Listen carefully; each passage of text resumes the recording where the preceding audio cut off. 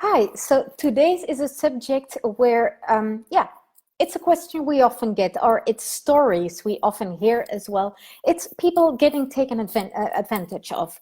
Now, it's things you see on TV as well. There's so many series about people who move to a magnificent castle in France and then they get there and turns out all there is a barn and it doesn't even have a roof, that sort of thing. Now, that sort of thing, basically, it's a story of all ages. So are the stories true? Yes, there are definitely a lot of true stories about that. Now, there are a few things you can do to make sure, or maybe make it less likely that you will get taken advantage of. And the first one, that's pretty clear. That's basically, do your homework, do your research, make sure you're prepared. And that means doing things like researching things on the internet, researching the people you're going to work with, learn the language. That also helps. We notice how the people who learn the language, here we're in Spain, so the people who speak Spanish, or at least a little bit of Spanish, are less likely to fall into some kind of trap than if you have no idea and if you don't know what people are talking about around you. So definitely learn the language, do your homework, be prepared before you actually take the first steps. That's my first tip. The second tip would be to not just prepare on the internet, not just prepare on paper, but actually talk to real people and check things out in real life as well. And the thing about talking to real people, that has something to do, actually the reason I'm coming online here now is I just got a message from someone asking me, like, how do you make sure you're not taking advantage of? And it's my real estate agent. It's like, he's got a few reviews, so sure, he must be good, right? The thing with reviews, now, I'm not saying, I have no idea what real estate agent he was talking about, so I'm not making any judgments or anything. The thing with online reviews, though, is anyone could have written them. So you want to make sure you get in touch with real people, or you check out real projects before you make a big commitment, like, for instance, paying hundreds of thousands of euros to build a house, and then, yeah. So one thing you can do is to go to the actual site and talk to people involved, talk to people in the village, and they will often be able to tell you a little bit about the real estate agent, about the architect, about the gestor you're wanting to hire to do this, etc. So before you start working with people, just ask around and ask real people about this. Another thing you can do is just looking on the internet and seeing those people who left the reviews. Who are they? Are they personal friends, or did they maybe exchange a favor for a good review, or are they actually pretty good at what they do, and well, the person they left the review for, and is that a person I really want to work with as well? So it's something you should definitely do before you get started, is to check with real people, not just go on a review on the internet. And one thing with that as well is don't go with one party. And that often happens. Like, people will meet a real estate agent or someone like an in-between person, and then that person knows a good accountant, and knows a good lawyer, and knows a good architect, and knows everyone basically. And you will stay within that little group of people who will do everything for you. Now, while that is really convenient, you can do that. Definitely, you can do that. But always make sure you've got someone there who is completely on your side. And one thing that you need to know is your real estate agent is never really on your side.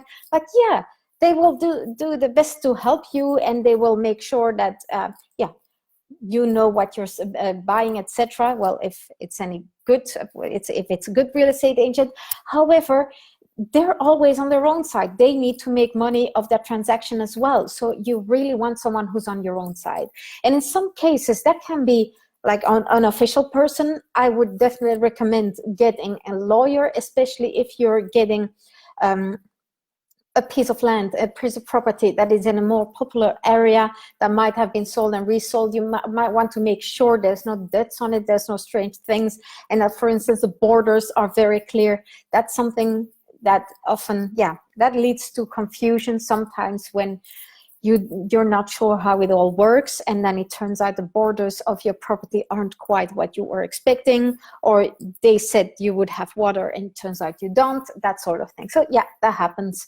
However, having someone who knows the laws of the land, who knows the area, who knows the people in the area, and who's really on your side, that helps. And it's the same with, for instance, signing a contract. Especially, that's what we had. We did learn Spanish, so by the time we had to sign contracts, well, not when we first bought the land, but afterwards, we've signed several contracts since then. And by that time, first time we did it, we thought, oh, but right now we understand everything that's in the contract, so we can just sign. However, the extra perk of having someone in there with you who really knows the area, who knows the people, who knows what's going on, is they can find like the little things that you didn't actually notice because you weren't native Spanish speaking, and that can make a big difference. And that person who's on your side, that can be just someone like a gestor, or it can be just a translator, or it can be a lawyer. So there's different types of ways, there's different ways to go, and whatever works for you works for you.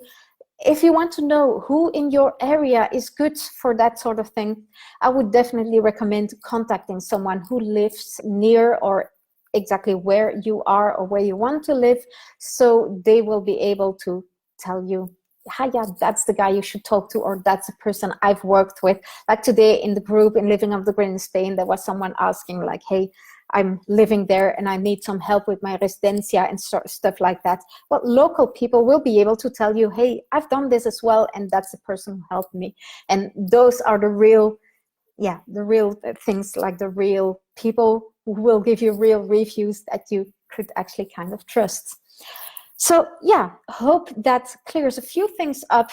Definitely lots of people are probably getting cheated is a big word. Like, it happened to us as well. Before we moved here, we were looking at a piece of land elsewhere, and it was awesome and it was really beautiful. And in the end, we did not go for it because we did not like the villages around it. And afterwards we heard like, oh, it's a good thing you didn't buy that, because what the real estate agent was saying was not true. And we're like, hey, but we hired someone to look that up and to make sure everything was in order. Oh yeah, she said, but he was just on the real estate agent's payroll, so of course he would say it was okay for you to buy that and you would get a building permit for that. So it's a good thing to know when things like that happen. And that's a little thing as well. You can ask in a group, you can ask on your page, you can ask in public as well, but also ask people privately, because sometimes people are not going to tell you what really happened to them in a group. Especially one thing I've noticed is when people still have some kind of power over them. Like in some instances, they might still need a piece of paper from someone who actually kind of wasn't good with them. But yeah, they need that piece of paper, so they're not ever going to denounce them publicly. However, it can also always be a good idea to contact someone privately and to ask, hey, I see you worked with that person, with that architect, with that guest or whatever. What are your experience with that person, and was it good? And should I get that same person, or should I maybe look around? Because that's the thing.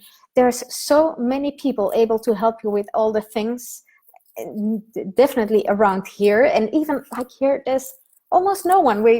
If you come here and look at it, and there's all these tiny villages, and you think, oh, no one will be able to help me here. However, there's lots of people able and willing to help newcomers, and it doesn't need to be complicated, and you don't need someone to tell you like, oh, I'm the only one who can help you with this.